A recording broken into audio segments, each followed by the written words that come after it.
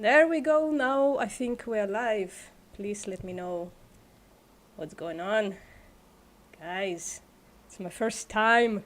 Am I live? Am I live? Yeah, now we are live. Awesome. Okay. So thank you everybody for joining us in this experiment that I'm doing both on my channel and with Connann Barbarin, who was sweet enough to say yes to this experiment because Connann, say hi. First of all, Connann, say hi. Hi, guys and girls and everybody else. Yes, okay. Connann contacted to me to have a debate and sent me a proposition. And I rejected the proposition and the debate. So we decided to have a conversation instead. Just to let everybody know why I rejected the proposition and the debate altogether is because I think Connann's position is impermeable. It's unchangeable.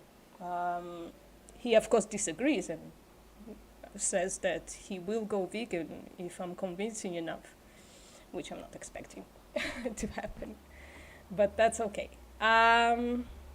Can you hear us both on the same level, plus or minus, guys? Hello, Leon. Hello, Bianca. Hello, Pig's Dream.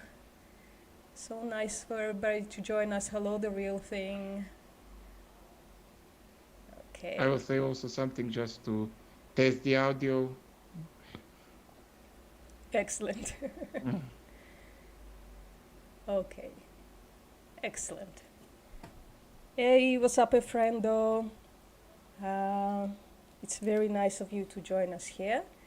I'm going to repeat a little bit what I said before. So Connann is joining me for a conversation, and I'm going to try to poke holes in his social theory, which I will ask him to present in a minute. I rejected his proposal for a debate because I think his stance is impermeable. And yeah, I think let's start. Connann, can you start with your social theory? Yeah, first I just want to say why I came to you with a debate proposal. Yeah. I'm trying something new. I'm watching or listening to vegan debates, and if I judge that a vegan won the debate, that they gave a more convincing argument, I contact them for them to present their argument to me and my argument to them. And since post-mortem won the debate with some guy named King, I contacted hers, and but we didn't agree on the debate proposition. But wait, we agreed to a conversation, so that's something. Yeah, that's a good summation. Thank you. Yeah. So you asked me to present my theory, let's say. First, to understand my theory, I would like to tell you how I came to it. I never vibed with any normal theory of morality, not the usual one, and I was very interested in when people say something is moral, something is immoral. I never understood why. So I went on this journey, and basically vegans are the most eager people to discuss morality, and I'm very grateful for them for this. And first of all, I thought I was always more on like rational side of things. I always understood that morality had to do something with human nature. My first foray into debating veganism was a variation on social contract. Um, but if I may say so, I think I constructed a very good argument for it. Uh, but I realized on my own that it is not the case. That if for the social contract to be the explanation for morality, uh, it should be a conscious decision to carry out the moral thing or to hold morality. And I came to the conclusion that people are much less conscious and much less logical than they like to believe that they are. I believe that the total motivation for every action comes from the persons and from the person's inter impulses, be that biological evolutionary impulses or socially ingrained ones. So I decided that non-cognitive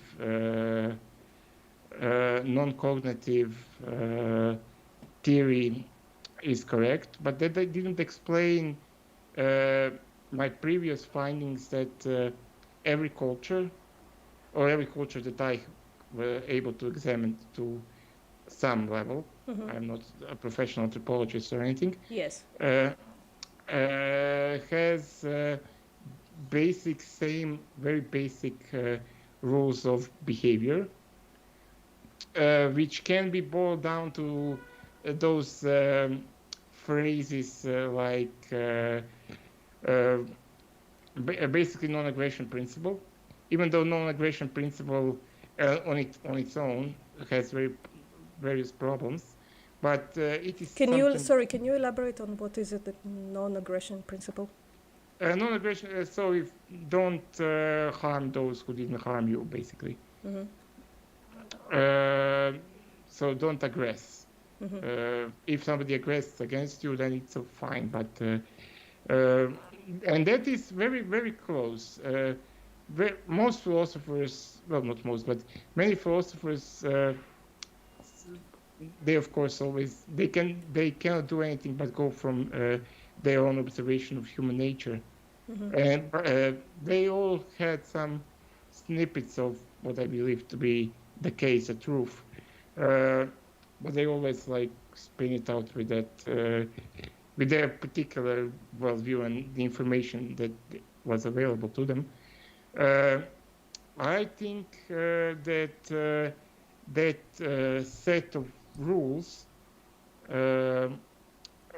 which is universal, like don't attack people, don't steal, don't kill, don't assault, and similar things. Basically, not similar, but those are basically it. They appear in every culture. And I believe that they all come from the same source. And I believe that source to be biological in nature and not from some prehistoric societal point of origin. So I think that it is that we were selected for that trait. And also something that is very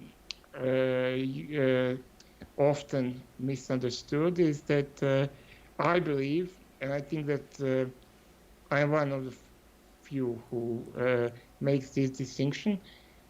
Morality, in my opinion, has two distinct instincts that govern it.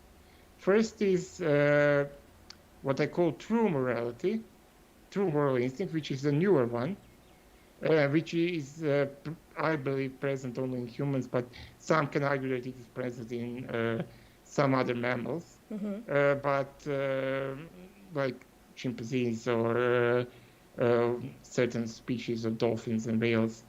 But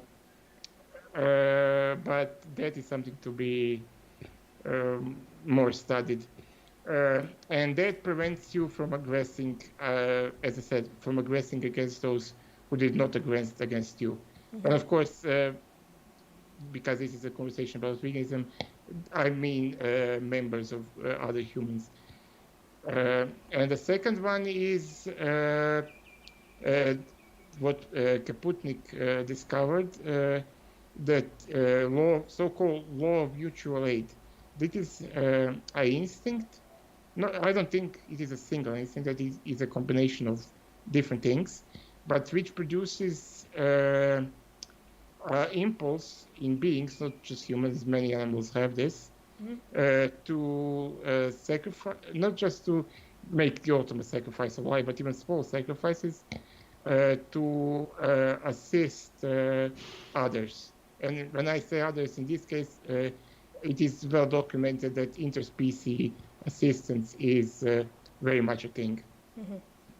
And that is one of the reasons why, how I explain that same, that people don't want, usually, when I say people don't want, I mean not every single human, that would be silly, but that is why most people don't have problems with things like killing for food, because they don't see that as harming the other, but they have a problem with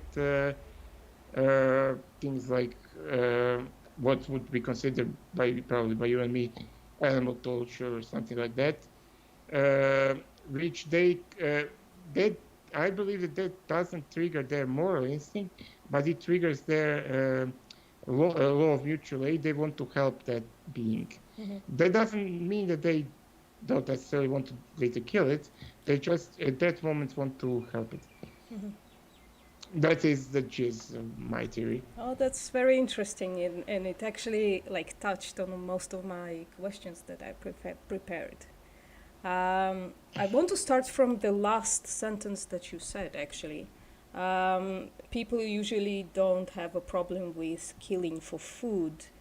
I think conceptually you are correct. I think physically you're not. I think most people are these days, right? It used to be different, but these days most people are unwilling to take a knife and kill an animal.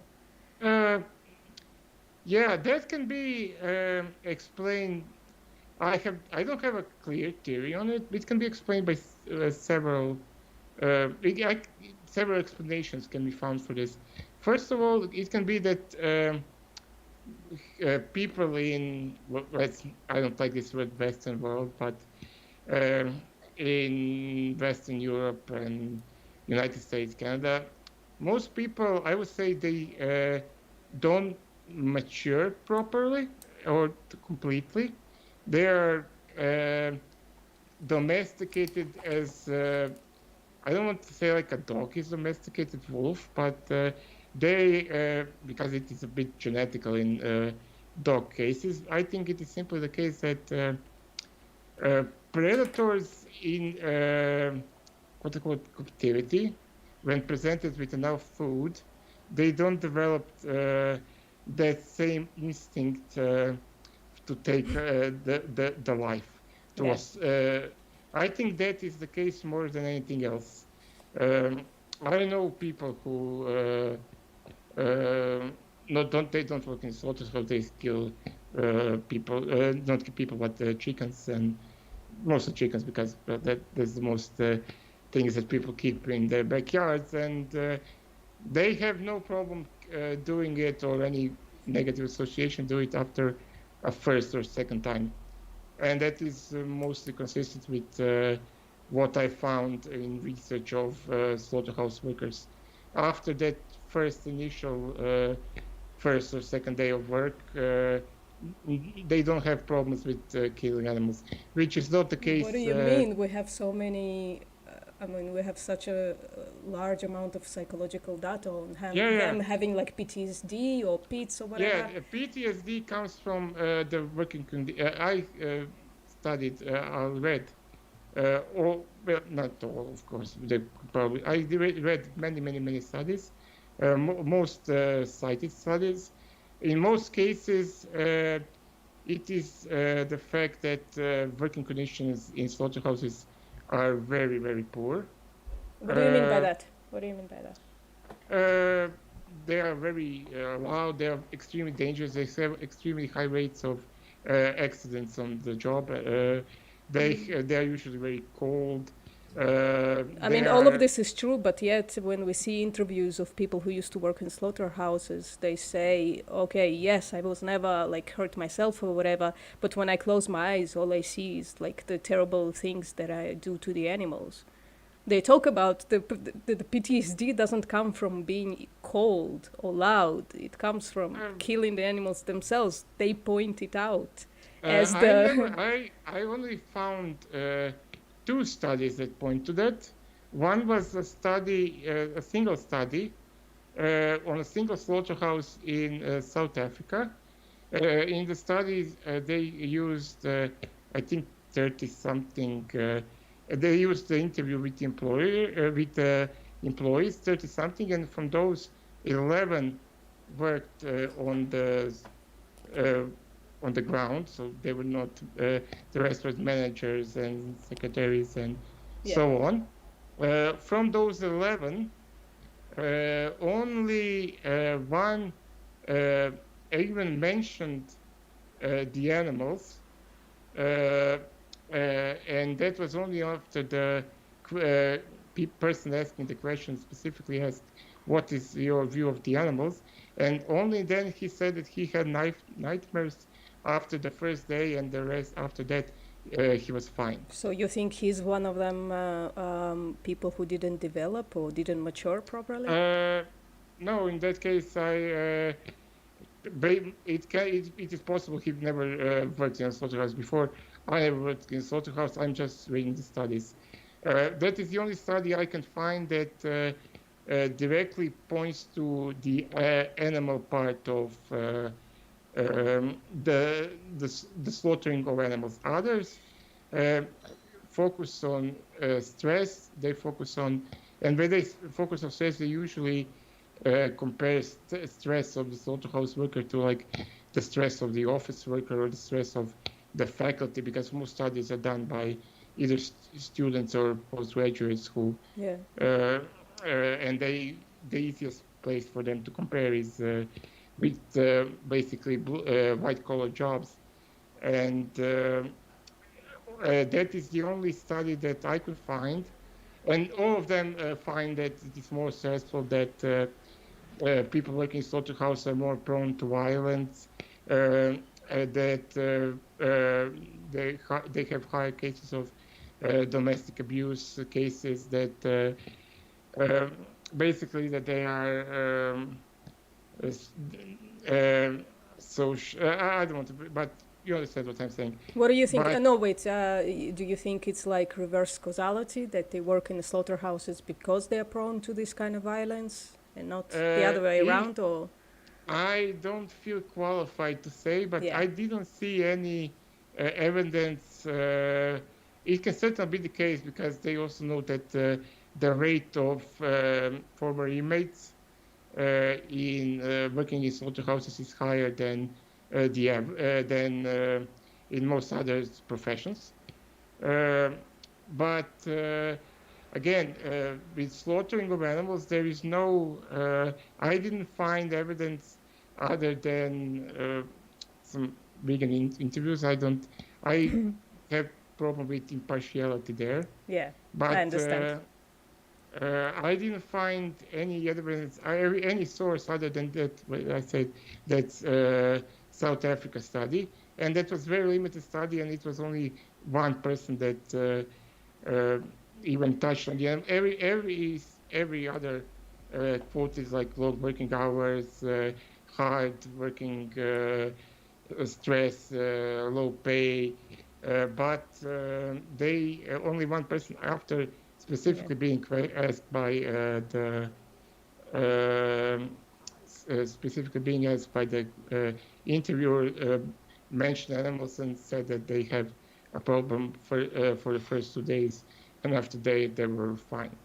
Okay. Which was not the case, for instance, if you look up Einsatzgruppen group and from the Second World War, they had huge problems with suicide, with drug abuse refusal to carry out execution orders without being literally either drunk or high or usually both out of their minds, that they were just like shooting basically everything. They were like completely out of it. I don't know, from the accounts of my grandfather, how he was killed. There was no drunkenness there. It was very sober. They called him a pig and shot him in the head and put him in a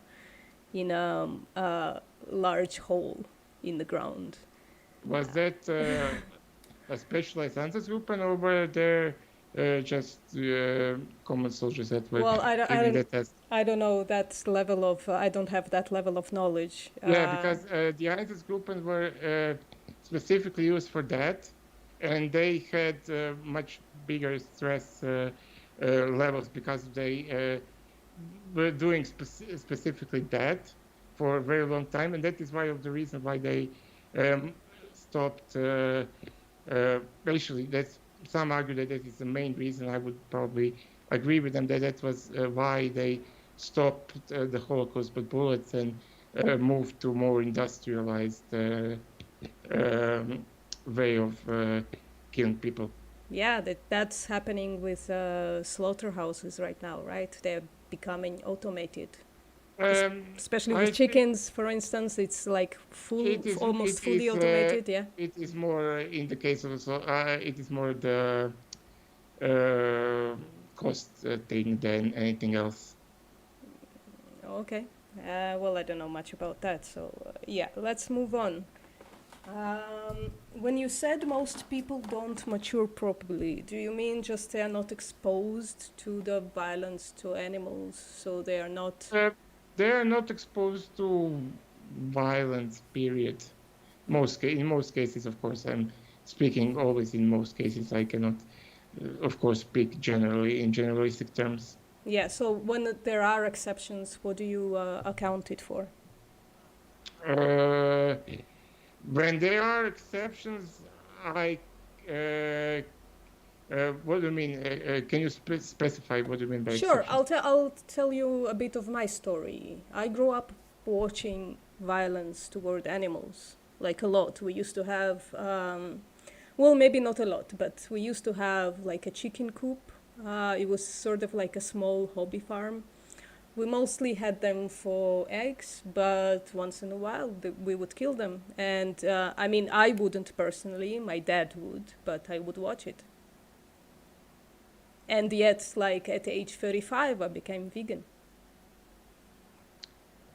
Until then, I had no, as you said, I had no problem with animal killing, not in, like, I didn't ever kill an animal myself, so I don't know what would happen in practice, but, like, I still don't have a lot of problems, like, watching someone being cut. These days I work in a hospital where I frequently go into surgery rooms and watch people being cut, their chests opened, their heads opened.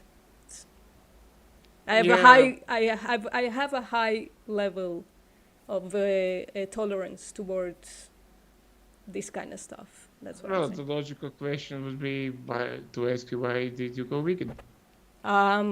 Because I think. Well, the story is that I was working in a restaurant back then, my friend's restaurant. I used to work there on the weekends. And it's like meat heavy and dairy heavy and everything heavy. And for about 2 years until then, I had a little bit of an inclination, like morally, that one day I will have to go vegan, but I never like realized that I would actually do it. I didn't want to do it. I didn't feel like I could live without meat, both physically and figuratively. And I was standing there and eating like pork dumplings, and the other waitress came in and started talking to me about a cat that was outside of the restaurant, and he was really badly hurt. And his like back leg was like almost cut off, and he was trying to like pick up his pelvic floor, like to walk around on three legs, and he was dragging his other leg like around. And I told her like, no, listen, stop talking to me about that cat right now. I'm eating. But she continued. So I kind of had this experience of why am I having any kind of feelings towards this cat, but I don't have any kinds of feelings toward this pig that probably went through much worse than the cat. So I like swallowed whatever I had in my mouth, and I moved away the plate, and I became vegan. Yeah. Uh, just well, first, later remind me to ask you why did you always think, or but not always, but before that, even then you think that you should go vegan. But I would like to say that why did you? I believe that you had that experience because you were actively thinking about that cat, and that triggered your law of mutual aid. Yeah. And then you have some mental connection to the pork on your plate, which you simply transfer that impulse, that trigger for the mutual aid from the cat to the pork. Not Uh, pork, pig. well, I saw the animal, not the process, like not the final product. yeah, basically, well, you didn't see it. Do you You not see imagined, the difference you between those imagined two? it. Uh, Wait, what do you mean imagined it? You don't see the difference between the animal and the product? I don't think that you saw in a dumpling a whole pig. You imagined the whole pig. I did it, but no, okay. I'm not asking that. I'm asking you if you know the difference between the live animal, pig, and the product, pork. Yeah, I do. Okay. So yeah, stopped seeing. Okay, I understand what you're saying. Like I imagined the whole pig that wasn't in front of me.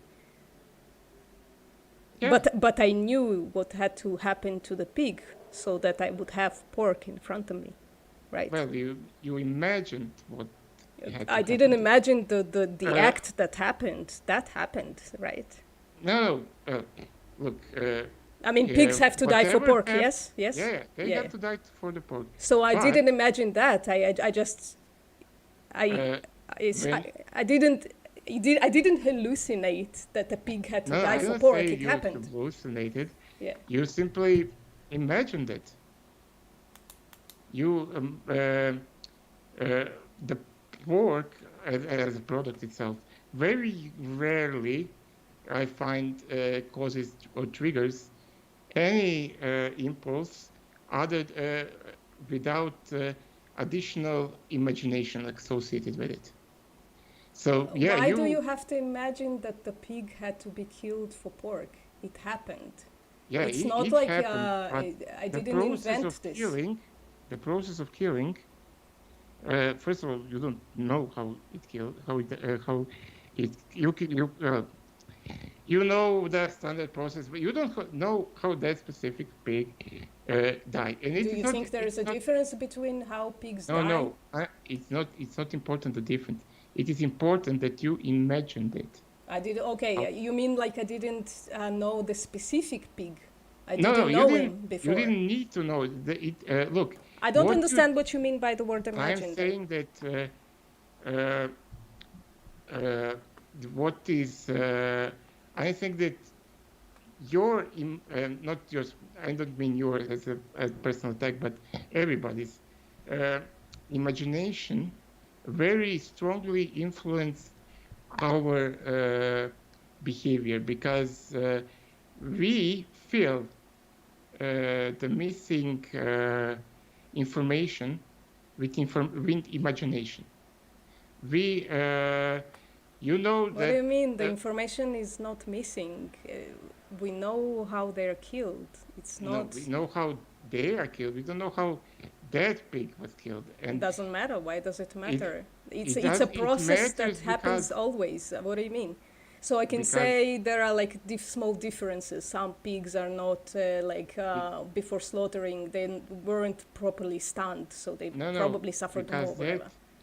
But mental image that you created is a trigger for your instinct, I didn't right? create a mental image. I saw it. I saw a video of it. It's not. You didn't saw the video that moment when you were eating the dumpling. Yeah, that's memory. That's not imagination. Now, if some, we would have to debate for hours if something is, when would something constitute a memory and when would something constitute imagination?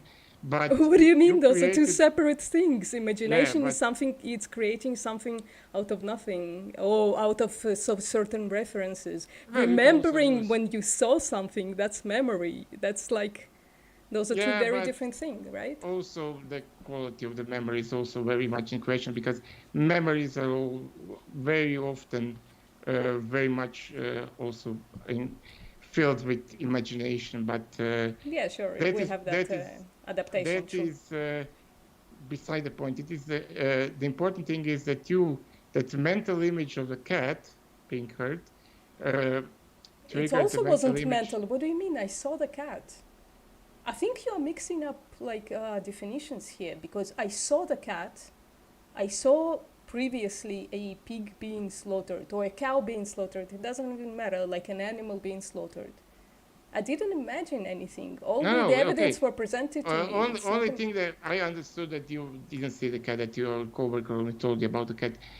But if you saw the cat, it is simply that that image triggered the imaginary image of the How is that imaginary? Seriously, though. It's not no, imaginary. the Like, okay, I real didn't see image. that Wait, specific pig the, being slaughtered, but I knew how pigs were slaughtered.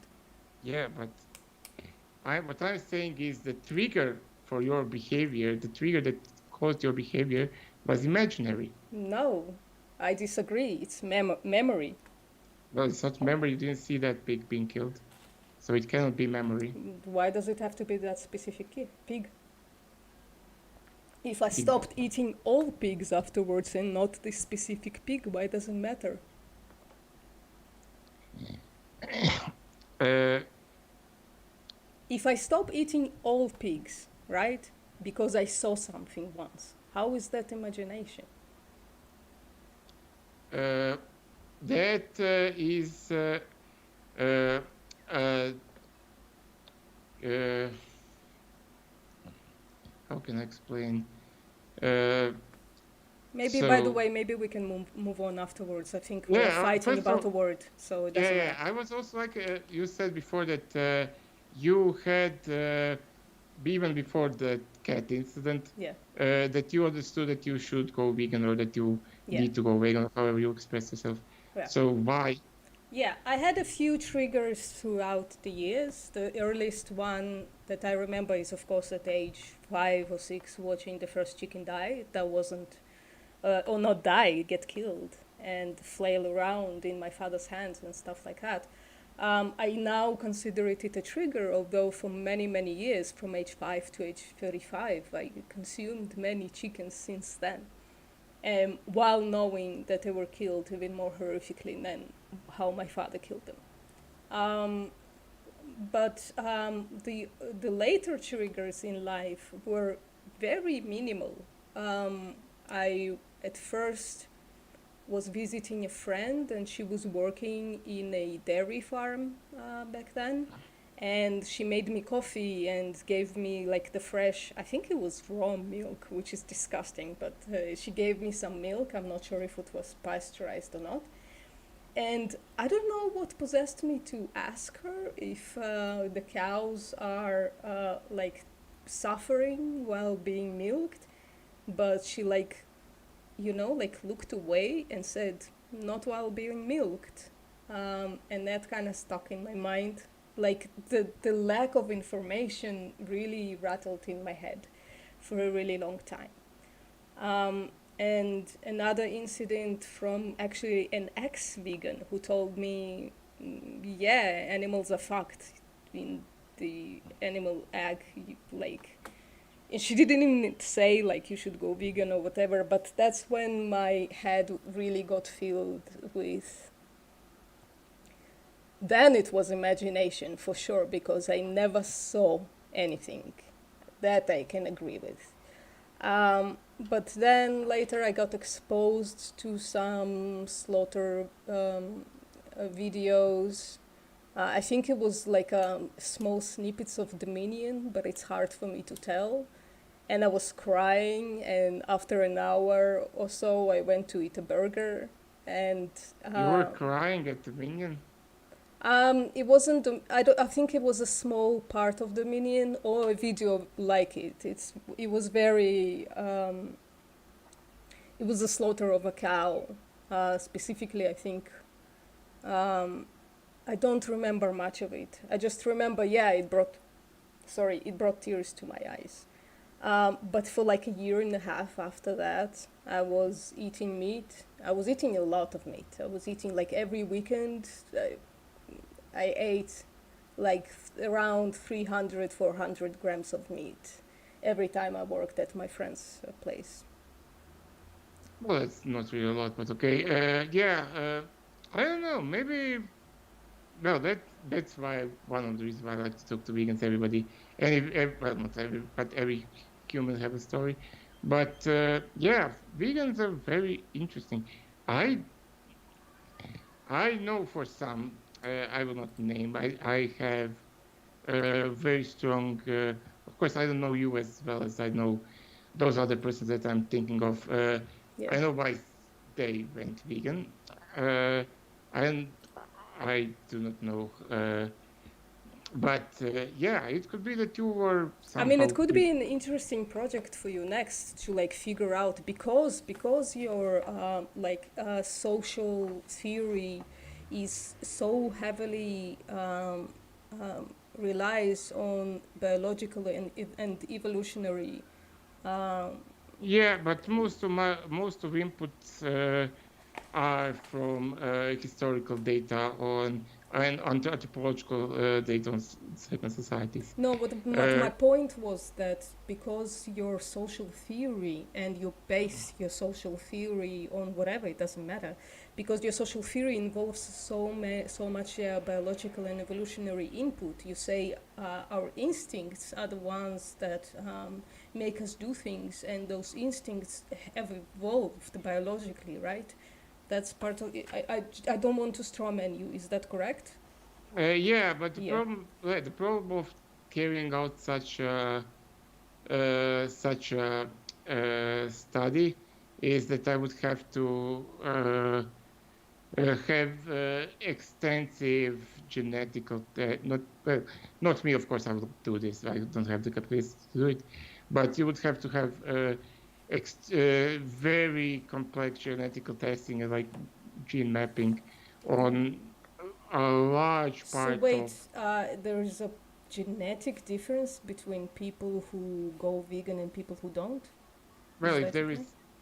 if there is an evolutionary theory to it, then it would have to be genetical.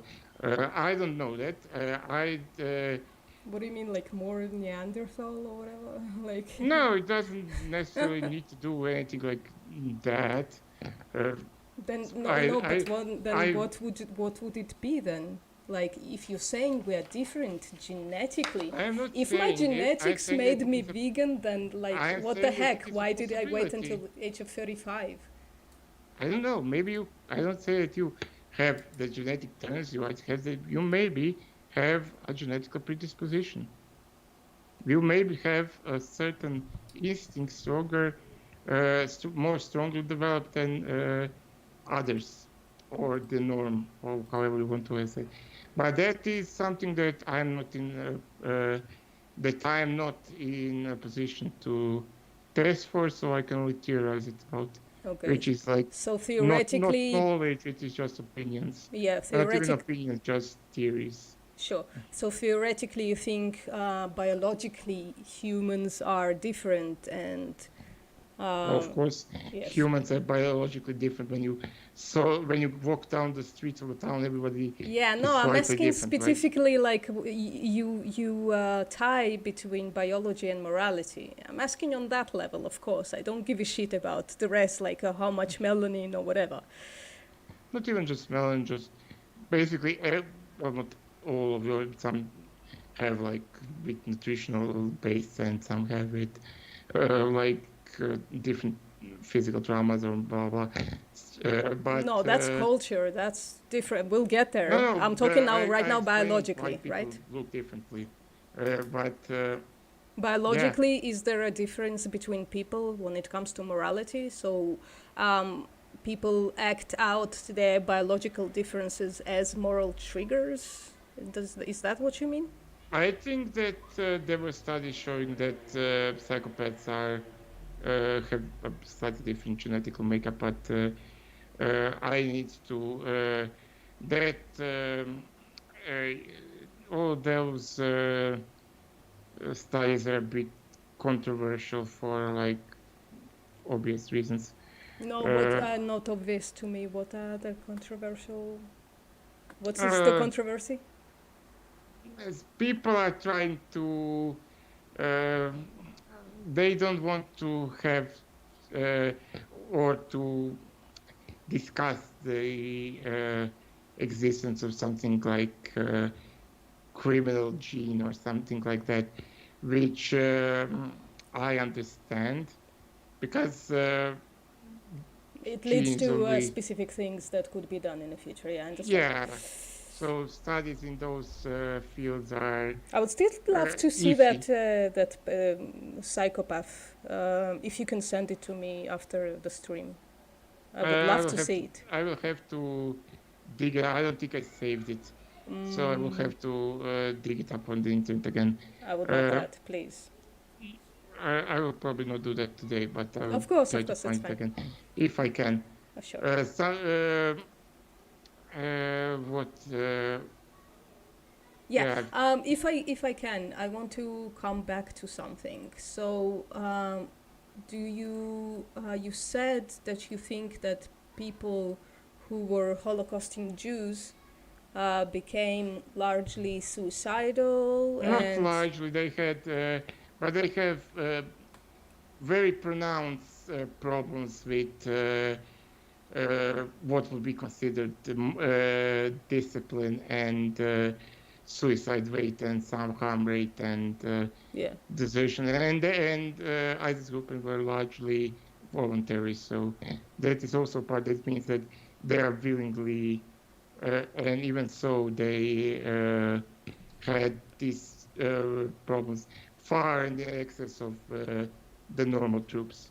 Yeah, okay. So, but what interesting to me more, because you are saying that was the response to them doing certain things, but I'm more interested in their morality. And in a matter of several years, they went from being just regular people to people that genocide like millions of other people.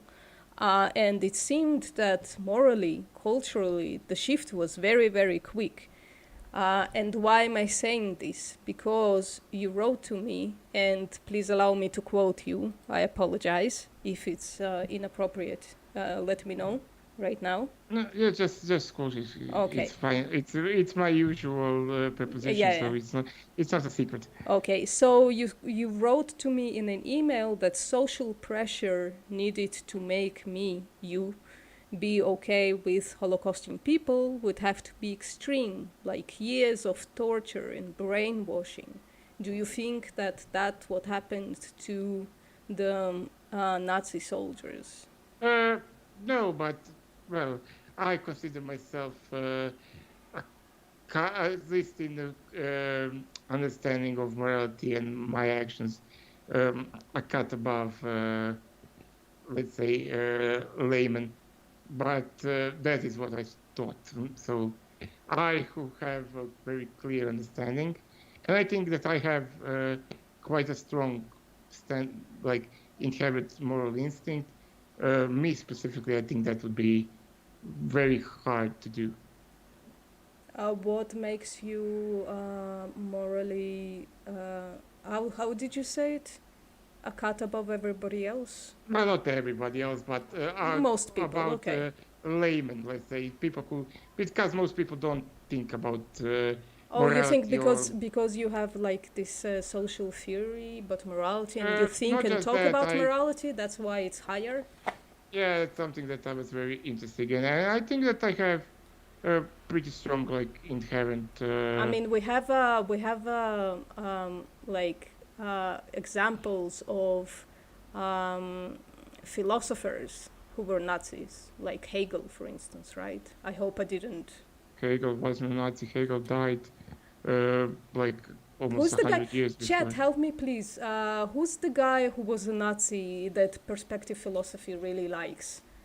That he He likes bases. Hegel, but Hegel died in like 18, I think 50 something. Oh, really? Okay. Well, he perspective philosophy himself said he was a Nazi. So I don't know. Maybe he meant a I fascist.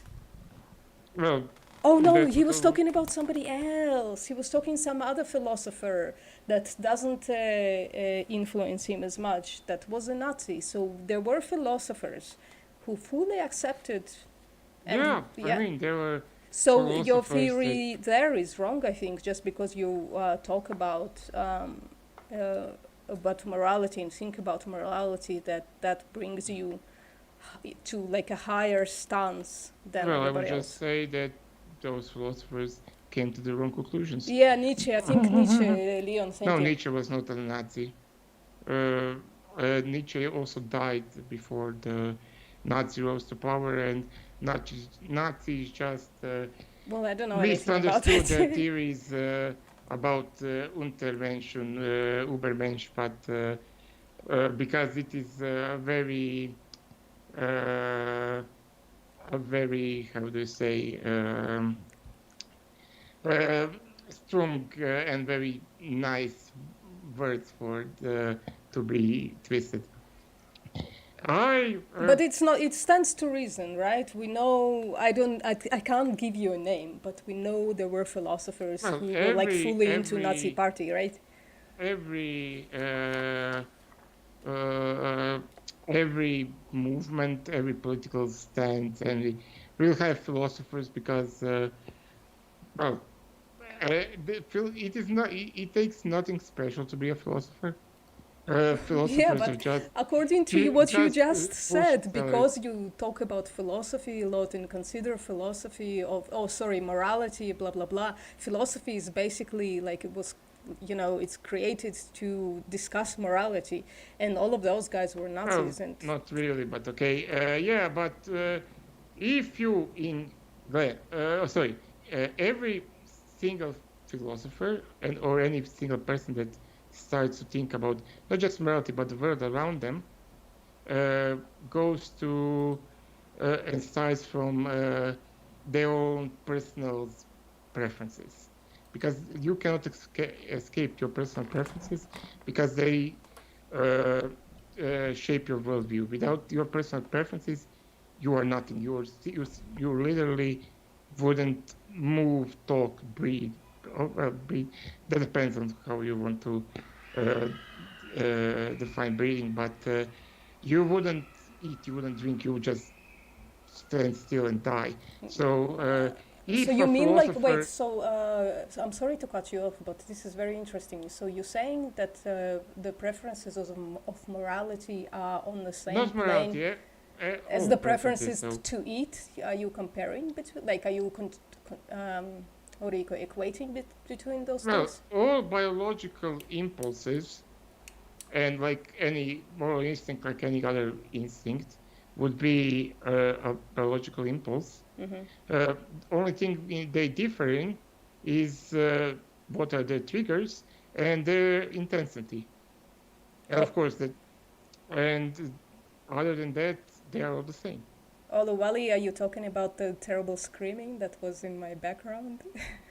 Because it was some kids. Nobody is dying, as far as I know.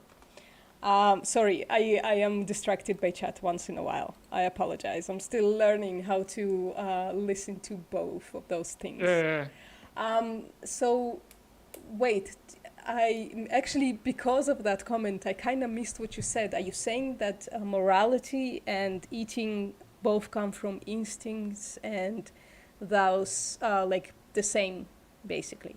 Look, morality, I think, is a system, the social system, which came from the moral instinct.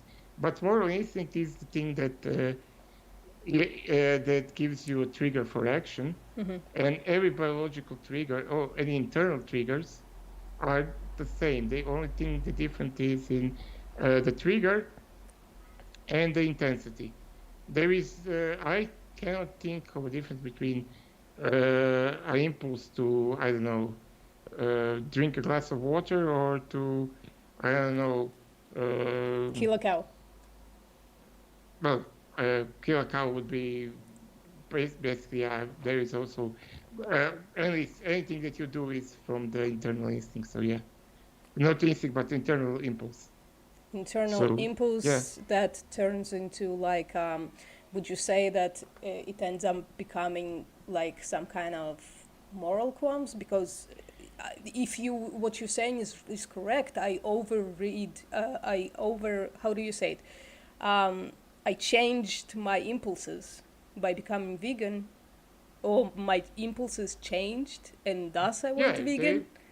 uh, uh, Or did I for have like a certain moral system based on impulses, but it was wrong, so I replaced well, it? that is something for you to contemplate and then maybe What do share you it. mean? This is your theory. I'm trying to make an internal I am critique. making a general theory on the human race, going so far as to explain the actions of one person is very difficult because I'm dealing with aggregated data. I have no explanation why. Well, I can theorize about the explanation, but I have no evidence for actions of a particular human. I can only. No, but Uh, I'm talking about a mechanism. Mechanistically, you are saying that morality is based on moral impulses. So, yes. what has changed in me? It doesn't matter, I'm not the one person. There are millions of vegans, or millions, or even beyond veganism, right? There are millions of people that change their mind at some point on Well, people certain change moral minds all the qualms. time. Yeah. Uh, So, I are don't they even know if. overriding their instincts? Yeah, I don't even know if your uh, uh, change to veganism has anything to do with your moral instinct. That would require me to have a much bigger knowledge of first your life, which I am not that Well, interested let's not in, and take me. you, Let's not take me specifically. Let's go by all the vegans that change their minds. Like it happens daily. okay, Like people are okay let's with take for killing instance. animals, and then people become not okay with killing animals, right? And I'm really like even simplifying veganism, right? Because like from the beginning it was about animal rights for me. So Uh, I don't. Well, we can discuss animal rights in a second, but I don't think that there is such thing as quote unquote rights other than legal or maybe social rights, cultural rights. But I cannot say for any particular person, and I cannot um because basically I don't have any data that I would. Well, for some people I do have data because I know more of them and they share more intimate data. I don't expect you or ask you to do that because that would be silly, especially in a public setting. Uh, but I don't even know if the impulse that caused you to become a vegan is is the thing that I would call the moral instinct. That is also what would you call uh, it? I don't know. I don't know what impulse caused you to do it. I theorize that it is a law of mutual aid, but I cannot be certain. Okay. I think it is a law of mutual aid. It can also be even older instinct which is present in almost any animal. It is the fear of violence.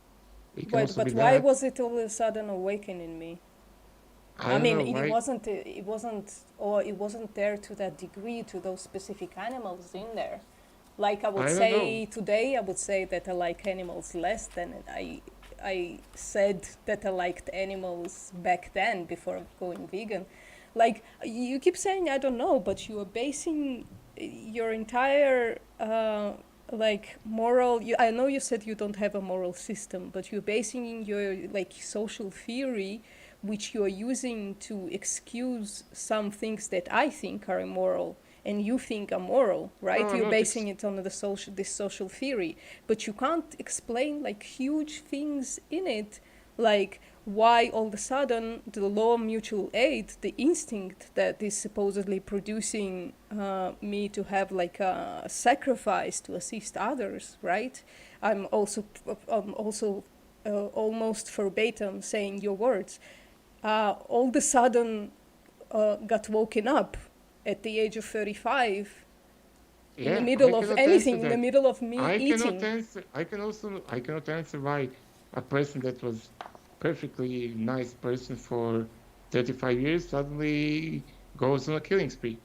I'm not privy to the information, what happened in that person's life, what happened in their mind, what happened. I'm only dealing with aggregated data, and aggregated data uh, su- only supports uh, this theory that I'm presenting. I cannot. There are always outliers in everything. There because and that can be due to either uh, genetical factors or social factors. Well, how And does it? I cannot How know. can I that don't know. happen, though? What you're saying makes like no. I'm sorry. I apologize. It's a very nice theory, but it makes no sense that somebody all of a sudden changes their genetic makeup. That's what Well, implied, but by what I'm you not just saying. said. Look, genetics, Oh, they have the uh, genetic predisposition to change their predisposition. Yeah, instincts. and when you have a genetic predispositions, that means that you need to have some other outside input that would uh, uh,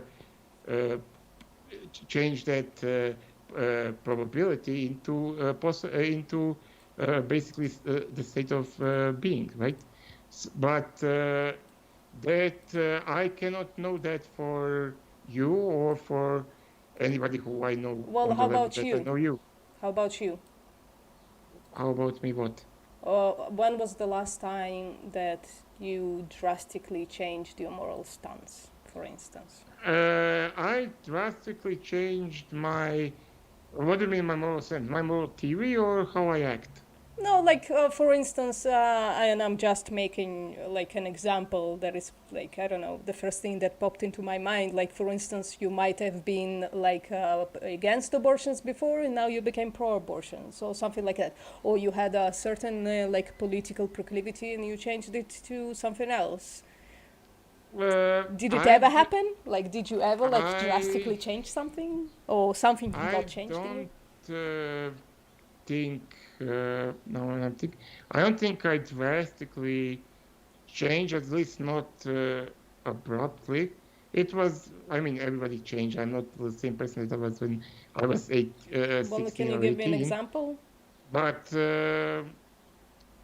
on such big questions like morality, like abortion, or like that I was like a neo-Nazi or something when I'm not now, or something like that, or that I Or the was, other way around? I don't know. or the Maybe other you way were around. vegan once, and now Yeah, you're not. I was not a vegan. Yeah. No, I don't think that I had such a big change that would be compared to like going vegan. Oh, okay. Um, so, Okay, let's just move on then. I understand. I wanted to go into your proposition that you sent to me. I want to read it out and try to ask you a few questions. Most of them you already like addressed. Yeah, we covered it pretty well. And Yeah. But I want to read it out for the chat, okay? You wrote to me, I find morality is an interhuman system of behaviors based on evolutionary trait of moral instinct. Animals are not So anything you do to a non-human animal is amoral. I get pleasure from exploiting animals, and I do not see a reasons to stop. Right? This is your Correct. proposition. Okay. Yes. So first of all, we talked about behavior based on evolutionary trait of moral instinct. We talked about that. You haven't talked about the interhuman system. Like, I mean, Basically, obviously there are because moral instinct is so spread among humanity, it gives rise to informal system of behavior and rules because you expect others to. That is the link to the social contract theory. Like you expect people to act a certain way. And they do, so that strengthens your expectation, and because they also because a part of the moral is that you want to also punish those who aggress. You also see that happening. So yeah, that creates this sort of like a safety net, like that is present in humanity. You when you go to a foreign place, you expect to be safe, which is for you which must there. have not been in the same places I've been to. I But I think that you have. You live in Eastern Europe, right? yeah, I live in Not the Croatia, which is safest bloody place no, in the it is world. Croatia is probably like it is extremely safe. I think it is like in the top 20 safest country. It's much safer. Where do you live? I'm not talking about that online. I apologize. Yeah, so Western Europe, United States. I mean, you don't have to be very specific, but something but Croatia is very, very, very, very safe. But there, Isn't wherever you go, Croatia in a war? I'm sorry, I'm terrible with like geopolitical stuff, but yeah, isn't Croatia, Croatia in a war the or was in a war war? ended in '95. That was Oh, like okay. 30 years ago, Okay, and almost. since then it's very safe. Yeah, it's just like extremely low murder rates, extremely low violent crime rates, extremely low crime rates in general. It is probably one of the safest places in Europe that you can go to, Oh, or interesting. or maybe in the world. Okay. We have like no go zones, or you can like basically any park in like the biggest city you can just sit the whole night in the bench and nothing will happen. It is extremely safe. But Okay. not just that, people travel around the world, and they when I say that, I don't mean that you have the uh, expectation of absolute safety, but you don't expect to be attacked the second that you leave the plane, otherwise you wouldn't go, right? Yeah. And there is no, and that is not something that is. I expect to most places where I went, I expect to be like culturally robbed like immediately. Like Oh if I'm well, going on a taxi, they're probably gonna tax me for not being a local. And if I go to those places are like Thailand, for instance, I'm for sure gonna lose some money just basically on not knowing um, where I am, kinda, yeah, you know. those petty thefts are, of course, I would consider those to be immoral, but they are so low that they basically go under the radar. But I'm thinking it's more you don't expect to be assaulted and killed the second they go somewhere where outside of your like quote unquote Well, tribe. I would say it's like That reverse causality almost. I wouldn't go to a place where I would expect to be attacked, but there are places like this where, like, either me personally or like just any person who is outside of preview can yeah, expect but being attacked, right? look, So even it's a selective data point because I wouldn't go to those places because I would expect to be attacked. So that's not a good proof no, what I'm of that that no, there no, are no places it's where I not a would be proof. attacked. It is not a proof. It is just something to note Okay. that if if you go outside of your immediate circle, like family, friends, like or like villagers, even like street or something, you don't expect to be immediately attacked and killed. No, And but that like is if we expand the circle though, there are places like this where I expect to land and immediately be attacked. like where Ah, even Uganda. even Uganda, Yeah. Uganda is also pretty safe. Even if you go to Not places for which are me. I'm a gay. uh, I'm a gay who looks like a gay.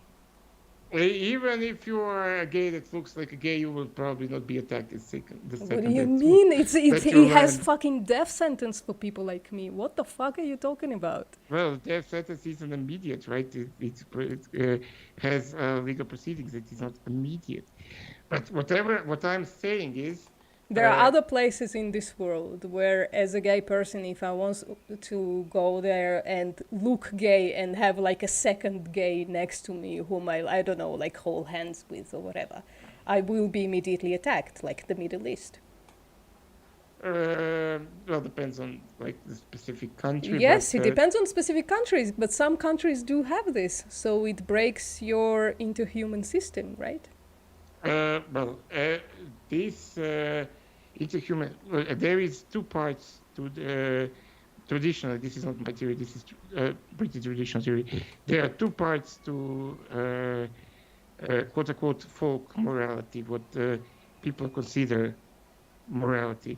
Then it's not One, interhuman anymore. no, wait, let me I'm sorry, I explain. apologize. Yeah, go. The first one is the called moral instinct. That is what I'm saying, Yes. and the second part is moral judgment. And they are. It is not my moral judgment. Is not.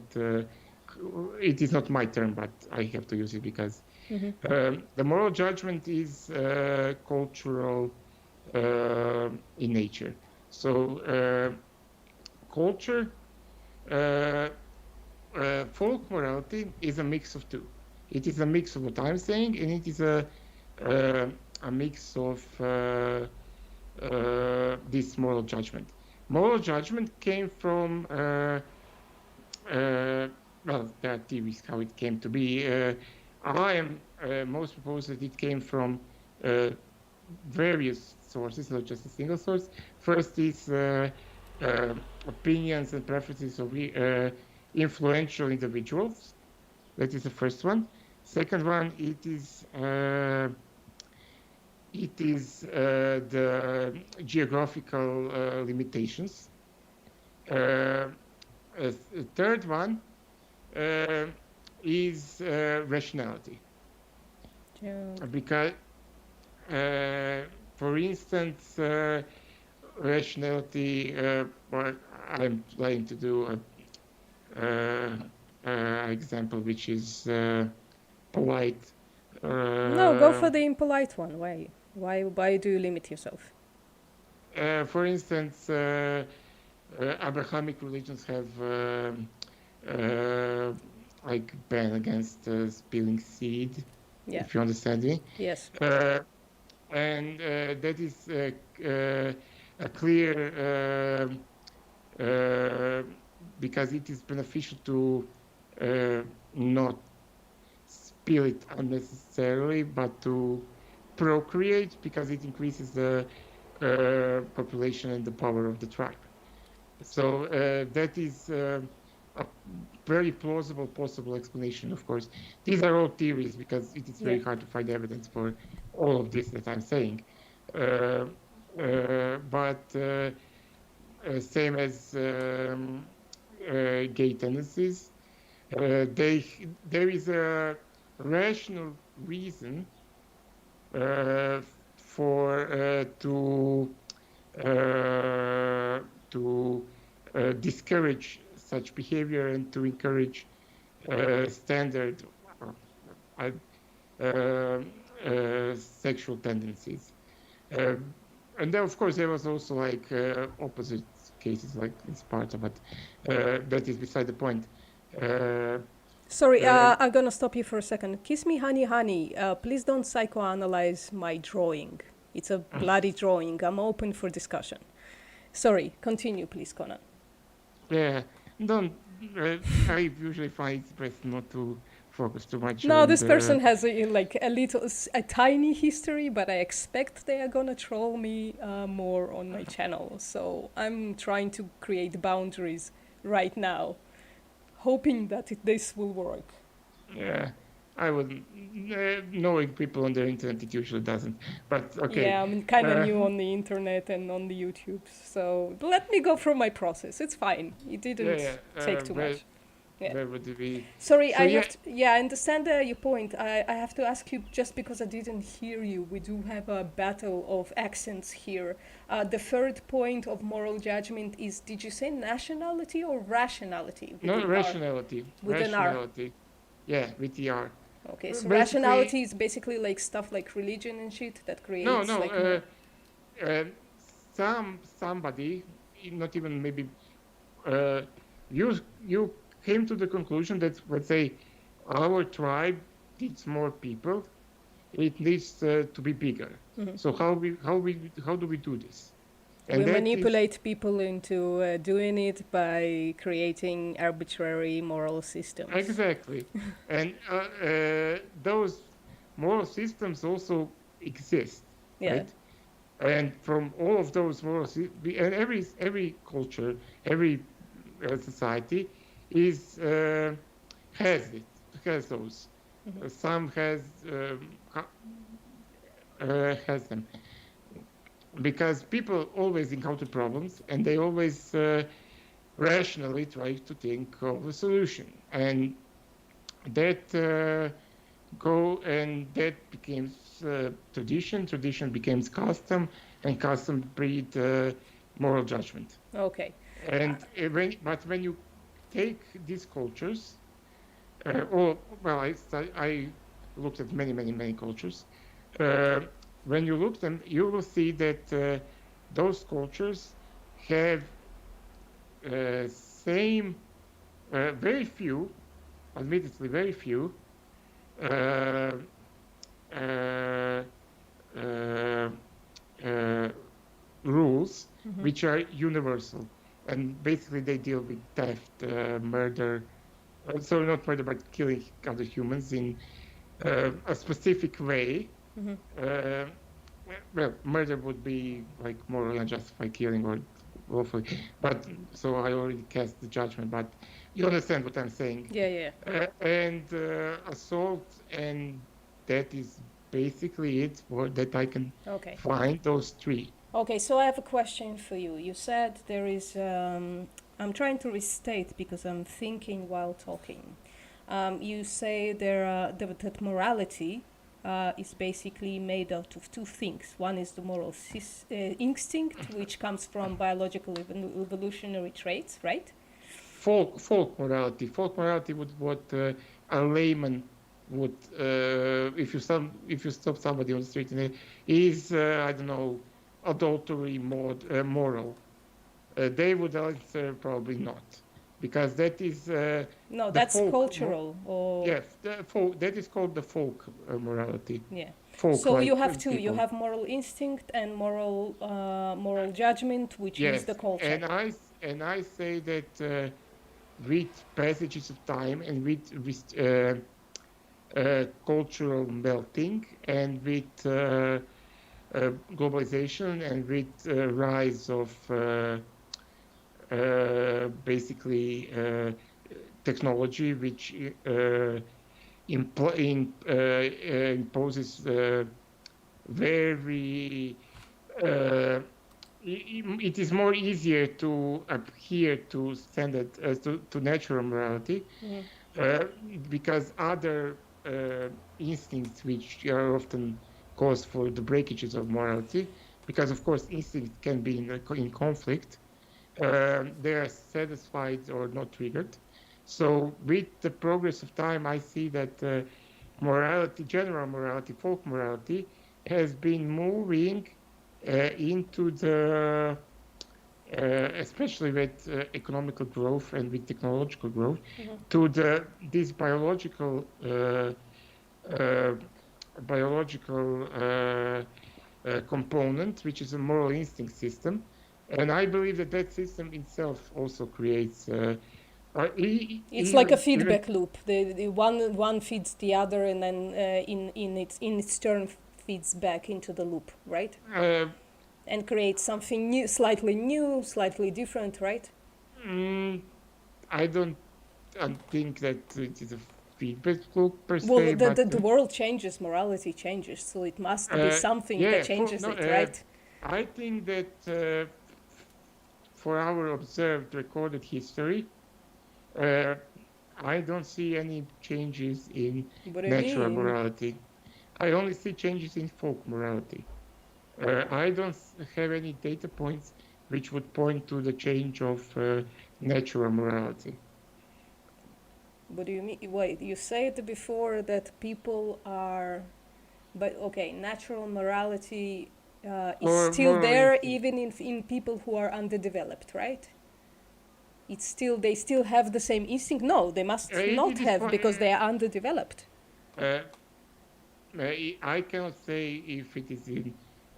It is also possible for a person to be underdeveloped and not have the instinct. It is, but in the society in general, from which I have the aggregated data for, or something to pull the data from, I don't see the change of through the recorded human history from from when we have like the first writings and or archaeological findings of larger cohabitations that we can interpret in some way, that natural morality changed. I don't have such You data. don't have data on this, but it doesn't mean that it didn't happen because what you're talking about is Oh basically yeah, but genetic change. You said we genetically didn't change. That's what you just no, said to me. we changed genetically Then slightly, why wouldn't the uh, moral instinct change with it? Like that because sounds weird to me. I don't uh, Because you we tied the two things together, right? You no tied yeah, the genetics but to the we moral instinct. yeah, but as first of all, recorded history is like less well as we generate 10,000 years, but in that case we change very little. The biggest change that I know of, if the recent change is the appearance of lactose tolerance. But of course, if we That's not ignore the, that has nothing to do with morality. yeah, but I'm saying generally that Then don't put we, it in. It just confuses me. Let's stay with yeah, morality if that's okay. from let's say I don't believe that our morality changed in the last. I don't know how comfortable I am to say like 30,000 years, but in the recorded history that we can like interpret at least what happened, how Okay. people lived, I don't have any data that it changed. It all Okay. points up to the So, same. what would you say? What kind of morality is? What kind of morality is the basis of, let's say, pro or against like rape? Like, is rape being right or wrong based on moral instinct or cultural? Well, the word rape itself carries the judgment in it, right? The moral judgment in it. So when you say rape, what I or you would consider rape probably isn't what, I don't know, would be considered rape um, 10,000 years ago. Like, uh, Of course, it but wouldn't, because the people who wrote history are the people who were doing the raping and the victims. no, I mean, listen, the that is a victims, of course, very that vic- is a very strong judgment. I don't think that so they used to call it very something many. else, right? But like even in the Bible, let's say the Bible is mostly fables, but it's fables that are based on some kind of reality that used to be back then.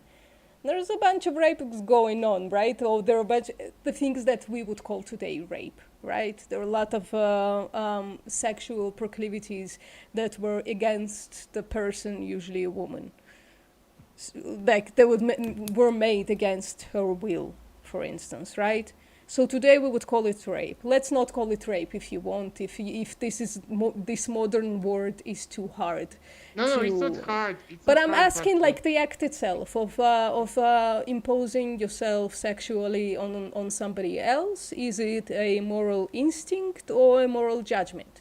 I think that things like violent assaults with sexual component would always be considered rape, but nowadays things are considered rape, and I'm not placing judgment on it, if it should or shouldn't be. Things like conversion is considered also Sorry, rape, things or like what? conversion.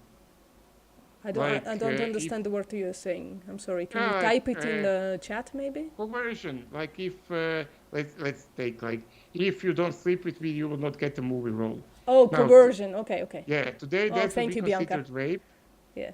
I don't think that that necessarily would be triggering moral instinct. I don't have data for that. I have data that people judged even before violent assaults with sexual components, but such things simply were not recorded, so I cannot pass judgment on them. No, but I'm asking like Include them or not. I'm asking what consideration goes in there in that moral judgment. Is it sorry, I called it moral judgment because I used those words for something else. But is it moral instinct that tells us that whatever this is that today we call rape is right or wrong, or is it moral judgment? First of all, nothing is. Only thing that is right or wrong is the things that you like or don't like. Morality doesn't tell us what is right or wrong. Wait, you were claiming that that your moral system is quasi-objective. Yes. What do you mean by that?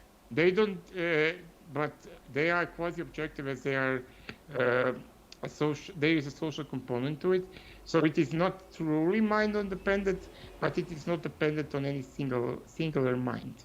That is what is usually considered quasi-objective. I didn't understand that. You will have to use other words. So it is like, I don't know, it is not dependent on existence of one person, but it is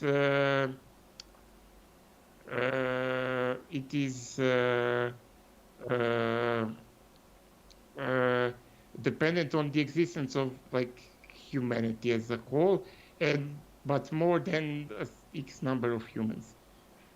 So look at like the internet. I didn't understand that. What do you like? Look at like the internet. Internet is not dependent on the existence of any single computer, but it is dependent on the existence of computers as a thing in the network, right? Yeah, sure. Okay, so that is what I'm saying. It is, and because of that, and why does that make it objective, though? It makes it quasi-objective. Yeah, quasi means like objective. It has like the it has the properties of being objective, but it's actually subjective, but it's pulled from many subjects, and most subjects agree with this moral system. So that's what makes it kind of objective. It doesn't have to. The agreement is not the important part. But it's the pooling. The pooling of many subjectives becomes objective. Or it has the properties of being objective, right? The objectiveness. This is a bit complicated, but objectiveness or subjectiveness is not dependent of if anybody else agrees with it. It is simply what do you mean? Wait, hold on. So in order to become quasi-objective, it has to be agreed upon. No, it doesn't. Then why? What makes it quasi-objective? Well, that depends on how, your perception, or like your metaphysical understanding of reality. But usually, for something to be objective, it needs to exist independent of observer or of the mind. So if it is commonly understood that if every single thing that is alive goes away, the universe would still exist. Yes. So therefore, the universe is objectively exists, and things like Santa Claus only exists Well, some in the people would mind. actually argue with you on the universe being objectively Yeah, existing. I know that is why it is Quasi-objective. no. They would probably not agree that anything can be quasi-objective. It depends on like Yeah, sorry, metaphysical. continue. Yeah, continue on the... I don't think that is very important for our conversation. Yeah, sure. I mean, we can have that conversation, but I don't think that is very far from the topic of veganism. Yeah, okay, yeah, let's go back to veganism. Let's just do that. Yeah. Holy shit. It's been an hour and a half. Okay, so... Because if we go into like metaphysical things, we will never... I'm actually one of those people that loves meta because I'm so inclined to... I hate philosophy. I'm inclined to not consider philosophy at all.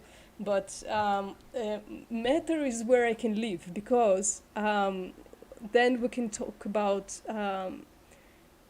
anyway, I don't know. I like it. But let's go to animals. And I would just like to... I also made the mistake of reading the comment. And I would like to... Leon made that comment that morality literally is about what is right or wrong. And that is absolutely not true. The meaning of the word morality changed. First, morality was just a guide to good life.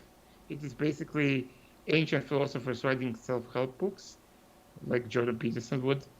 And later, and they were like using good or bad, and good or bad just meant what the particular philosopher in question, like Aristotle or whatever, thought is good or bad. So, and then you have like Stoicism, you have like virtue ethics, you have like hedonism. I don't understand why the history matters. What does the word morality means today?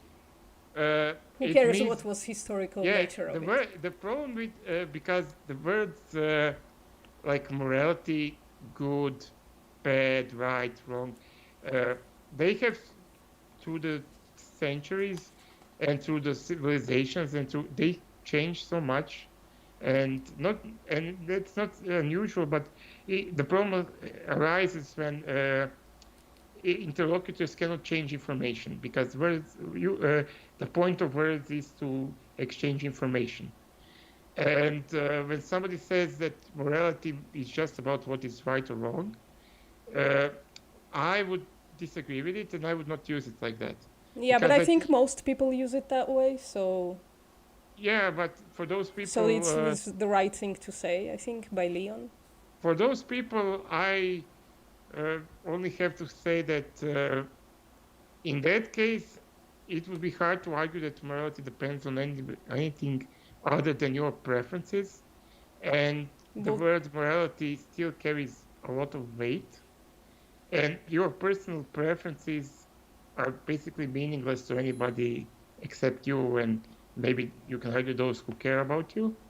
So they're putting the word or using the word morality for your own personal wishes is, I think, very arrogant and not very constructive for the conversation. Okay. So listen, I just found out that Vegan Gaze is going live, and I think most of my viewers would prefer to watch her. So I would really love, really, if we resumed this conversation, if we had another conversation for about 25 minutes, and then we resumed it at some other point, because I thoroughly enjoyed it. I think you're an excellent conversationalist, and I love to poke in whatever you have going on there. Yeah, it's always easier to poke into other. Well, you can poke me back. I told you, you can. Okay, let's do it like in the 20 minutes. So you said rights.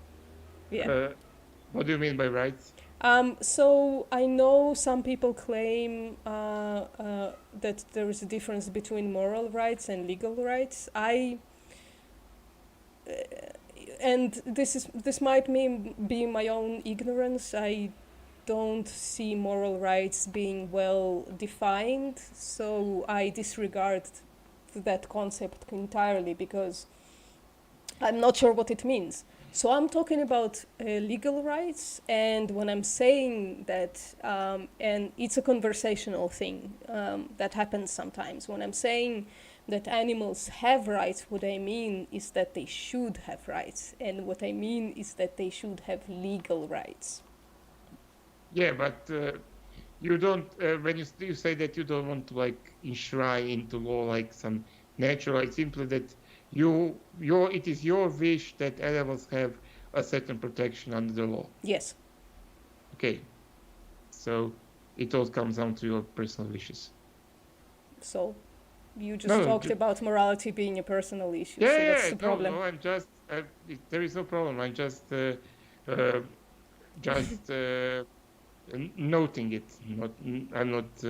I personally believe that all personal, it all comes down basically to the personal wishes of the individual, and that is what.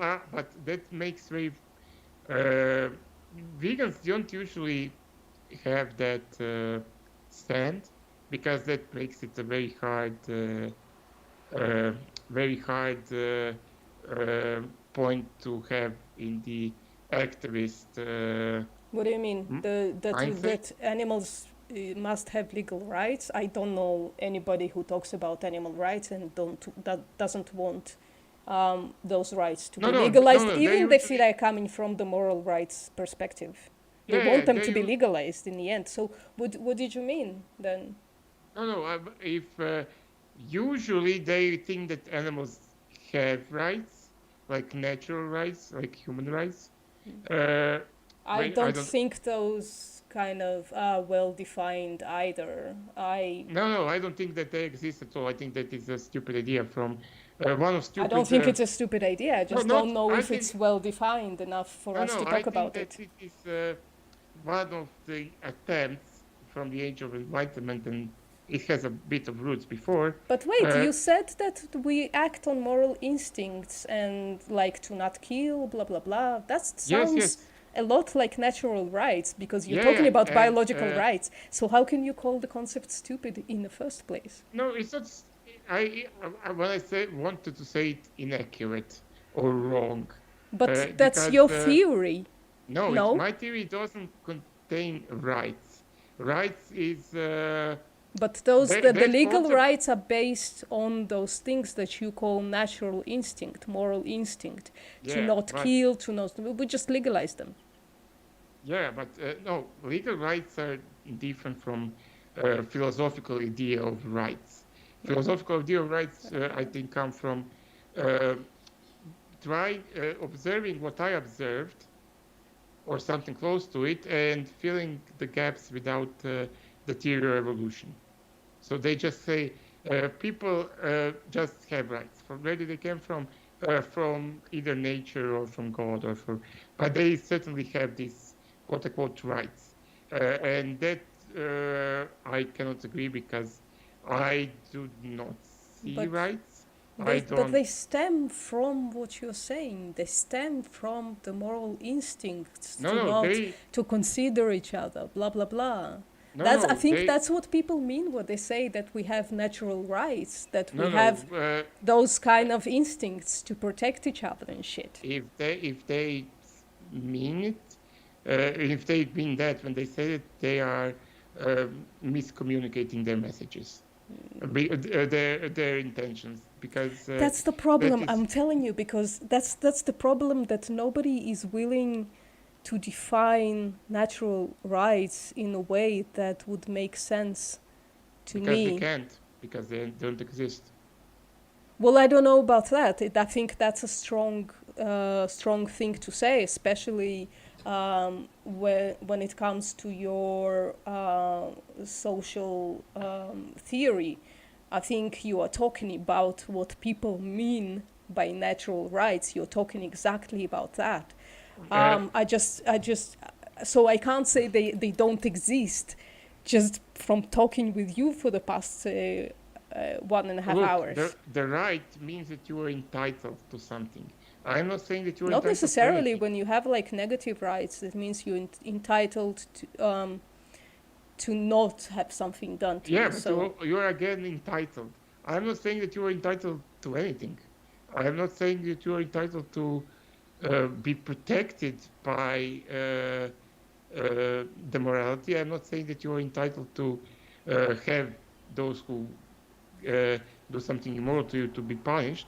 I'm just saying that it is a thing that happens. There is no entitlement in it. So because you have nobody to appeal to. So You when specific, very specific people like psychopaths or whatever have the moral instinct to kill somebody, you don't. Um, Well, they don't have a moral instinct. They have eye instinct, some other instinct. I have. I don't. I cannot say that. I can say that you did something immoral, and that statistically you have a certain percentage of chance, depends on where you are, of being punished for what you did. And that's all that I can say to that person. so you're basing like what moral and immoral based it on your instincts, and then No, it's like incredibly individualized. Then no. no. Uh, what I'm saying is comes from the system. The system isn't perfect, and you are not entitled to the system because the system is And yet it decentralized, and you protects have. me from birth. It protects Yes, me it from. does. So But that makes it me entitled to it, no? Because from no, the second I was born, I'm it, imbued with this right. no, you're not. You are saying that you are not entitled to the air that you breathe. Just because it is always there doesn't mean that you're entitled to it. And yet, when If somebody tries to take this away, I am entitled. I do become entitled to it no, because I'm you are protected not. under law for not being Well, the air being taken away from me. if you that is why you have legal rights, because you have somebody to appeal to. You have the court, and you don't have any other rights don't exist other than legal rights. Some can argue that there is informal, you are entitled to, if in some places, if I don't know, your wife cheats on you, you can stone her, even though if it is not legally permitted. But the culture is, but that is, What do you mean? Cheating is always legally permitted, except like in specific places, like the yeah, Middle that is East or what whatever. I'm saying. So you can also say that that cultural rights exist, Yeah. but I am skeptical about that, and somebody would have to We. make a good argument for it. But that is an argument I have come across. I was not convinced, but sorry, not, but legal rights certainly do exist. But all other kinds of rights I don't see existing. Okay. Let's move on. If you have one more questions for me, and after that, I think we'll close because also Yeah, I have to pee really badly. yeah, I also think that vegans have a huge problem with sentience. What's the problem? Uh, I think that standard definition of sentience includes things that would standardly be considered not sentient. Like what? But the thing I'm quasi famous for saying is that I think that smartphones fulfill the uh, definitional criteria of I sentience. think you're playing word games. I think you did it once on one of my videos as well. I think you're making word games and then using the standard definition of the word to have those properties. I mean, Uh, you can say that a smartphone can even like at some point exhibit the qualities or the not qualities but like It can exhibit as if it feels, but that doesn't mean that it feels. And I don't think sentience includes anything that just exhibits artificially signs of Well, feeling. first of all, It's the capacity to have feelings and experiences. That's it. It's not a complex yeah, matter sentience. and So I how think is do you think the cell phone has a capacity to experience feelings? I think that it has the capacity to pass judgment, and that is what feelings are. They are judgment on the stimuli. Well, we don't agree there, like in a huge way, because what sentience is talking about is the experiencing. It doesn't talk about judgments. It just talks about the capacity to experience. Yeah, So, but you cannot without what does it mean? What it means to experience well, something? what it means right now, okay, so you have, I'm actually writing a video about this. It's going to be a very long Great. video. So sentience is the capacity to experience feelings, and consciousness is the result of that. And we know that consciousness is right now, we know that consciousness can only arise when you have a central nervous system and a brain, right? Uh, That's we science. can. I'm I just think quoting that scientists. is unnecessarily narrow because there is no reason to I mean, it believe could that. be expanded, but right now we don't have any data for to expand it, right? I'm Look, famous actually for saying that we have animals that are unsentient. For instance, a sea sponge that has no organs, no central nervous system, of course, no brain. It has some kind of weird, like proto receptors, but it doesn't have eyes. So, like, basically, there is no way, absolutely no way for it to have any kind of experience. So, we I am can not say as that familiar sponge. with the anatomy of a sea sponge, but I understand that the only way to test the sentience is to give a stimuli and receive the reaction. There is no other way. No, you're talking about consciousness, and you're talking Uh, about consciousness in somebody who has sentience. So, if again, I think there is a mix-up. Sentience is the capacity to yes, feel and experience. yes. And how do you Consciousness test for is it? the result of No, that. wait. Yes, I understand. How do you test for sentience? You right now we divide them binarily, right? Somebody who has a nervous system No, and no, brain. no, no, no, no, no, No, no. but How? I'm coming Wait. there. Just give me a second. I'm sorry, Connann. Somebody who has those things has the capacity to be sentient. Someone who doesn't have those things doesn't have the capacity to be sentient.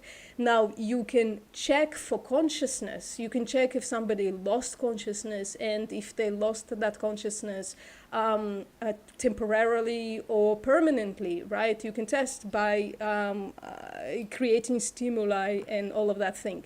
But if somebody's brain is completely destroyed, you don't need to test that because you know that they no longer have one of the components of Okay, sentience. wait. How do we know that the being with the functional nervous central nervous system is sentient? Yes, we're giving it stimuli Yeah, and see if it responds. Yes, we give, but yeah. it's not testing the sentience, it's testing the consciousness. Okay, but The the sentience consciousness, but in is that case, the consciousness is the only thing that we can test. So no, we but need to be you have the agnostic. definition of the physiological definitions of sentience, and we're saying everything that has sentience has the capacity to have consciousness, Yeah, and then you can test the consciousness. But it doesn't mean that sentience cannot be tested. yes, It but can you be are tested making, by having a nervous system and a brain. That's the yeah, test. but you have the you put the carriage before the horse. You can only test for consciousness. You cannot test, and then you say, What do you mean? and You can test sentience. If it has how? the nervous system and the brain, then it's No. sentient. How do you know that something that has a nervous system is sentient? How do you know that? You cannot know that. I don't know. I'm not sure how the Yeah, you can't. That's the problem. what do You can't know it. no, well, I'm guessing it's like You only know repetitive. it from No, hold on. experience. Yes, I'm guessing it's repetitive recorded experience of scientists Yes, that's seen and like. that Wait, makes the hold on. connection. Please let me But the only finish. I thing that you can apologize. actually, Please let me finish. I sorry, apologize. sorry. Right now, again, I don't understand what you're saying. Like, maybe it is some kind of, it used to be like some kind of feed loop that they tested consciousness and then they tested something that isn't conscious. And then they came to the conclusion that only things that have the nervous system and the brain are sentient and can experience consciousness. Maybe that happened this way, but it doesn't mean that it's not a viable way to test sentience or consciousness. It I is, mean, it is, it can be used to presume or to have an informed opinion if a thing is sentient or not, if it has a working.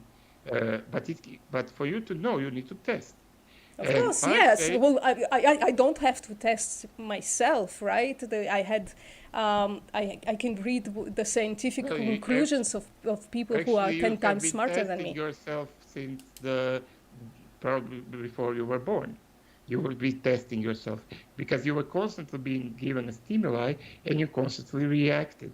Okay, what is your point? Let's just get to a point because we have about I 5 minutes. Yeah, I'm just giving the point that the problem is that sentience is very much more spread than we. Of course, that's, Wait, do you think plants have sentience? I am agnostic on that. I need to study more Then plants whom or do you mean? some What do you mean? Who phones, has more phones, sentience? Who has phones, sentience and we think they don't? phones. Though I'm very certain about that phones have sentience. I strongly disagree. The standard definitions disagree with The you. standard The definition, no, standard the science standard, disagrees with you. no, look, It doesn't have a first of nervous all, system and a brain. That excludes it right now. That excludes it from being no, sentient. I'm the sorry. definition of sentience speaks nothing about the nervous system. It simply says a capacity to have experiences. Yes. There So is, yeah, yeah, so that's the dictionary definition. And I think you were present at my debate with King. I said that as well, because that's the dictionary definition. But then we have to ask the question, okay, how do we know if somebody is sentient, right? we test. And then, yes, we test. And then we come to the conclusion that something, the things that have central nervous system and the brain can experience consciousness, And I and the agree. things that don't have those things cannot experience consciousness. Why? I don't know. Those are the tests that were I mean, made. I mean, I don't know what to just tell made you. a I'm an test with my idiot phone online. and it passed. What? Sorry? I just made a test with my phone and it passed the test. Does it have a nervous system and a brain? No. Then Isn't that curious? definitionally, it's not sentient. I'm sorry to tell you. Under what definition, when you just said that we just agreed that it passed the definition, the dictionary definition, what other definitions can you have? The scientific definition. And what is the scientific definition, please? That if you have a nervous system and a brain, that No, you no, are, no. then you are No, no, sentient. no, no. If you don't. That is absolutely not true. There is nothing. There is no definition I ever saw that it has that it said that you. No, that's you because should you're have- looking for sentience. The scientists don't use that definition. They use consciousness. So if you search for consciousness and definitions of consciousness, scientific definitions of consciousness, you will find that everything that has a nervous system and a brain are definitely conscious. Some things are probably like unknown things that have like glands and whatever, like oysters. It's probably unknown if they're conscious or not. Although science does point at them being unconscious, I'm just not convinced. But I know I'm going against science when I'm saying that I'm personally not convinced that they're not sentient. But like cell phone doesn't have any kind of, it doesn't answer any kind of definition of consciousness. Of course So it does. No, consciousness. Yes, I would have to that's what I'm look into. saying. That the I would have scientists to are talking look. about I would wait. consciousness. They're not I talking would about have to look into the sentience. definition of consciousness, but that is beside the point because vegans rarely use the definition of consciousness. Well, we They use the always use dictionary definition. We don't use the bloody. We are not scientists, most of us. Yeah, they use sentience, and phone is sentient under the definition. It passes the test. What test? The I mean, the stimuli test. definition doesn't have the test. It doesn't have a stimuli in it, right? If you're Well, talking about the can you dictionary think? definition, it's the ability to experience feelings, right? So how do Well, you to check have for that in a experiences, phone? basically, but yeah, Sorry? to have experiences. No, it's not to have it. It's to have the capacity to have experiences. Yeah, to have, yeah. Well, No, how do that's you a know it has the potential capacity to sentience, have but experience your phone? well, you test it with stimuli, and if it has uh, uh, So you internal throw it at a programmed wall reaction. and it No, and it no, no, no, screams no, or something? no, no, no. No. Let me tell you how you do it. You put automatic flash on, and the phone will judge if the light environment is requires a flash or not. That means that the phone is aware of the light and made a decision. No, you're playing Oh, word games, darling. I'm sorry. And you've been playing word games like many okay, times so with how? me. Okay, No, let no, me. no, we gotta stop. Listen, I want to ask the audience if we reconvene again, was this interesting in any way? Will you come and listen to us talk for 2 hours again? If you think that you would return, please put one in the chat. And in the meanwhile, Connann, I want to say thank you very much for agreeing to entertain this non-debate. I really appreciate you being here. I really appreciate that you answered my questions for so long. And I appreciate you saying that you are willing to come back. And it seems that at least 4 people in the chat agree that you should come back, and one of them says that you should go vegan, and I agree wholeheartedly. But we never got into veganism. We have to get into veganism, sir. Yeah, it's hard to get into veganism from other methods. We can maybe do that next time. Yes. And discuss more about the phone sentience. Actually, how does Okay. next week sound? Same time, same place. I will. You will have not to check. sure yet. Okay. Yeah. Okay. I also that guy that you said that want to debate me, CD, whatever his name is. CDA activism, yes. Yeah, he also contacted me and said, okay, so I need to check. Oh, by the way, I can moderate that, but only if it's at a normal hour and not at the time that he messaged you last time. So Yeah, if you last time feel it like you need a moderator, I'm willing. yeah, I'm pretty good with handling kids, so. Hey, yeah, no, okay. he's a young man. Come on, give him a chance. Yeah, I saw a few of his debates. I would not bestow him with that title, but okay. Okay, I think I will be stopping. If we're done, I will stop my recording and this call. Nice talking to you. And Yes. by the way, very nice thumbnail. Yes, thank you. Thank you. Okay. Okay, See bye, you guys. Connann. Bye. All right, guys. I guess we have a few more minutes to get some coffee and to pee, in my case. And then we will reconvene at Vegan Gazes live stream. So thank you very much for joining me. It was truly a pleasure. I read very little of your comments, but I did read some.